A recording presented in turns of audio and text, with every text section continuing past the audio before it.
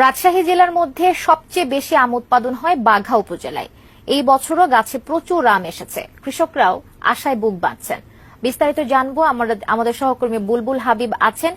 বুলবুল হাবিব, আপনি এই মুহূর্তে কোন আম বাগানে আছেন এবার, এবং যেখানে আপনি আছেন তারা লক্ষ্যমাত্রার চেয়ে কতটুকু বেশি আম উৎপাদন করতে পেরেছে এবার?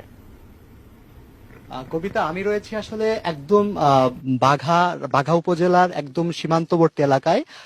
নদী পার, পদ্মা নদী পার হলে কিন্তু ওপারে মুর্শিদাবাদ, এবং একদম চর এলাকায় রয়েছে। এখানে চরে প্রচুর আম বাগান হয়েছে বাঘা উপজেলা, এবং আম বাগানে প্রচুর আম এসেছে। কারণ আপনি জানেন বাঘার আমের কিন্তু বিশাল একটা ইতিহাস রয়েছে, প্রায় 500 থেকে 600 বছরের একটা ইতিহাস, এবং বাঘার আম কিন্তু খুবই সুমিষ্ট। সারা দেশে কিন্তু বাঘার আম খুবই পরিচিত। এই জন্য রাজশাহী থেকে কিন্তু, রাজশাহীর বাঘা উপজেলায় কিন্তু, রাজশাহীতে যে 19,570 হেক্টর জমিতে আম উৎপাদন হয়েছে, তার মধ্যে 8,570 হেক্টর জমিতে আম উৎপাদন হয়েছে বাঘাতেই। মানে এবং যে লক্ষ্যমাত্রা থাকে 2,25,000 হেক্টর, তার 1 লক্ষ হেক্টর, মানে 1 লক্ষ মেট্রিক টন উৎপাদন হবে এই বাঘা উপজেলায়। ফলে এখানে কিন্তু প্রচুর আম, এবং চারদিকে আপনি এমন কোনো বাড়ি, বসত বাড়ি, পুকুর, আবার আপনার পুকুরের পাড় এবং জমি পাবেন না যেখানে আসলে আমের বাগান নেই।